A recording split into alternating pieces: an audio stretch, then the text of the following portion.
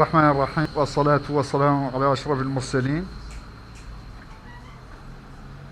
يتسم هذا اليوم بعدد من الحالات نتيجة النداءات التي حصلت عليها مصالحنا، وهي 12979 نداء، من بين تمت معالجة 8240 منها. هذا في حين وصل عدد المخالطين المتابعين لدينا وصل اليوم إلى 278. ومن بين هذه الأعداد تم فحص اليوم، إجراء الفحص اليوم ل 127 شخص. عادت النتيجة إيجابية ل50 من هؤلاء، 50 من 127 شخص تم إجراء الفحص لها. هذه 50 حالة فيها 48 من المخالطين، وفيها حالتين مجتمعيتين. أما بالنسبة للحالتين المجتمعيتين فهما الحالتان اللتان سجلتا في آدرار وفي البراكنة، يعني في مدينة تاطار وفي مدينة مباني. أما بالنسبة ل 48 الأخرى بتتوزع على مقاطعة نواكشوط بالشكل التالي: 6 حالات في القصر، 6 في عرفات، 6 في دار النعيم، تفرق زينة 8 حالات، الميناء حالة واحدة، السبخة حالتان، مباني حالة، وبوتليميت حالة، وآطار حالة. هذا بالإضافة ل 18 حالة في كيفا، وهي 18 حالة مخالطين للحالة التي كانت موجودة، كانت قد سجلت في كيفا. وبهذا يكون عدد الحالات المسجلة في بلادنا حتى اليوم هي 131 حالة، من بينها 108 من المخالطين، و7 وافدين، و16 حالة نعتبرها حتى الآن مجتمعية. أما بالنسبة للحالة السريرية لهذه الحالات فهي تتوزع كما يلي: من بين هذه 131 حالة التي سجلت في بلادنا حتى الآن، 5 حالات فقط هي اللي كانت حالات معقدة تتطلب علاجات مركزة، حالتان بسيطتان، و114 حالة مرت ولله الحمد دون أن تكون لديها أعراض. La situation épidémiologique de ce jour, 19 mai, se caractérise par l'enregistrement de 12 979 alertes, dont 8 240 ont été traitées et 278 contacts sont suivis aujourd'hui. Et donc, sur la base de l'analyse de toutes ces informations concernant toutes ces alertes et tous les cas contacts, nous avons testé 127 personnes aujourd'hui. Et parmi les 127 personnes testées, 50 se sont avérées positives. Ces cas positifs se répartissent entre 48 contacts et 2 cas que nous considérons comme des cas communautaires. Quant à leur répartition spatiale, ces cas se répartissent comme suit. Un cas à Boutilimit, un cas à Atar, un cas à Mbagne, 18 à Kifa, et les autres cas se répartissent à Nouakchott ainsi qu'il suit. Oksar 6, à Arafat 6, à Dar Naïm 6, à Tevrak Zena 8, à Elmina 1 cas et à Sebkha 2 cas. Alors, ces nouvelles données portent le nombre de cas positifs enregistrés dans notre pays depuis le début de l'épidémie à 131 cas positifs. Parmi les 131 cas, 108 étaient des contacts de cas connus positifs, 7 étaient des cas importés et 16 étaient des cas que nous considérons jusqu'ici comme communautaires.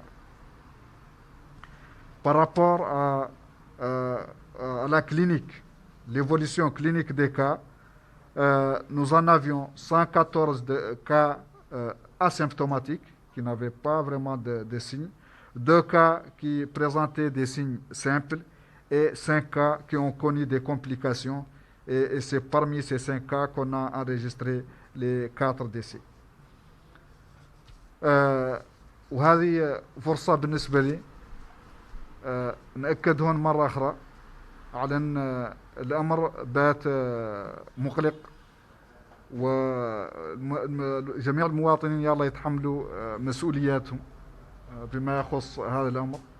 ظهر لي على أن البقاء في البيوت اليوم مات لحد ظهر لي على أنه شاك في ضرورته، باللي حد كامل خال من البيت اليوم خال إلى خطر، قابل خطر وخطر كبير، وبالتالي نطالب المواطنين بالبقاء في البيوت، لأنه كل مرة لا يؤخذ فيها حد يلا يفكر بالحقيقة مليا كان للخروج قاعد كان يساوي والله لا، إلى عاد لا يرجع به يرجع منه جاء حامل هذا الفيروس.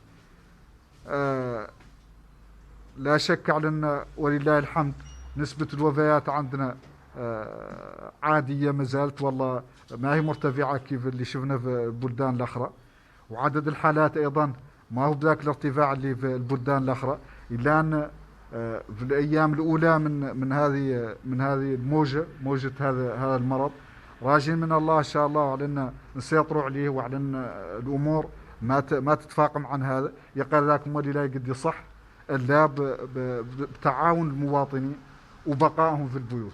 معناها الأمر اليوم بيد كل حد نقدوا بعد وطننا يقد بعد يتجنب تفاقم الوضع، نقدوا نتجنبوا بعد تعداد الحالات، نقدوا نتجنبوا ياسر المخاطر اللي تتعلق بهذا المرض، إلين نقبلوا كاملين ونفرضوا على رؤوسنا كاملين كمسؤولية أخلاقية، كمسؤولية اجتماعية، كمسؤولية وطنية، إن كل حد يقبل التزام هو من نفسه على راسه على أنه مات لا يؤخذ مساهم به في التخفيض من خطر هذا المرض.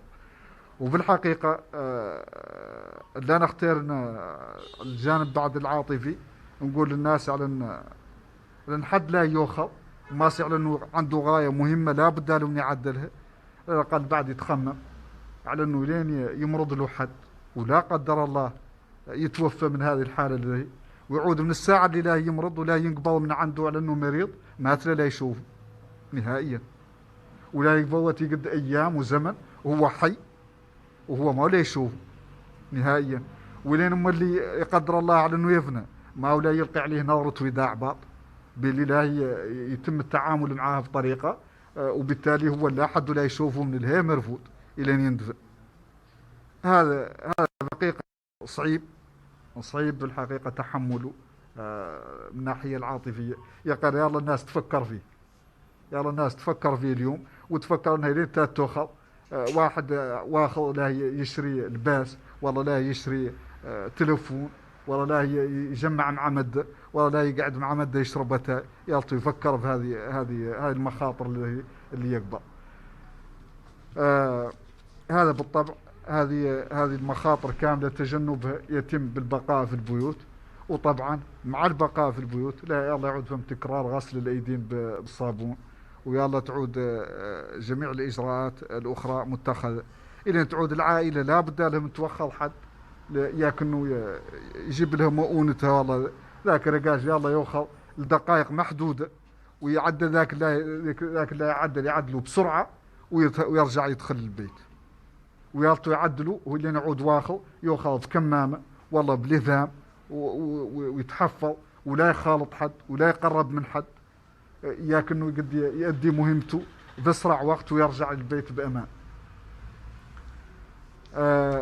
Je disais que c'est l'occasion pour nous de rappeler à nos citoyens et d'attirer leur attention sur la gravité de la situation. Nous sommes aujourd'hui dans une épidémie à large échelle au niveau de la ville de Nouakchott et qui commence à atteindre nos villes de l'intérieur. C'est vrai que le nombre de cas n'est pas aussi important comme on l'a vu dans d'autres pays. Le nombre de décès est encore très limité. On espère que ça restera le cas toujours. Et on espère que notre pays arrivera à contenir cette épidémie et à infléchir la tendance qu'on observe actuellement. Mais ceci ne peut être atteint comme performance que si tous les citoyens comprennent que le moyen le plus efficace, c'est qu'ils restent chez eux, qu'ils restent dans les maisons. C'est le seul moyen qu'on a aujourd'hui pour faire face à cette flambée épidémique qu'on connaît actuellement. Alors, j'invite tous les citoyens à respecter strictement cette consigne et de ne pas sortir que quand c'est vraiment indispensable. Une famille peut sortir une personne par jour pour pouvoir l'approvisionner en produits alimentaires et que cette personne sorte avec toutes les mesures de protection qu'on peut imaginer, avec le masque ou le turban ou le niqab, en tout cas qu'elle prenne les dispositions de protection individuelle, qu'elle évite le contact avec d'autres personnes, qu'elle reste à distance des autres personnes et qu'elle fasse c'est-à-dire ses achats, ses courses le plus rapidement possible, au coin le plus près de la maison, et qu'elle puisse rentrer le plus tôt possible à la maison et tout de suite se mettre à se laver les mains.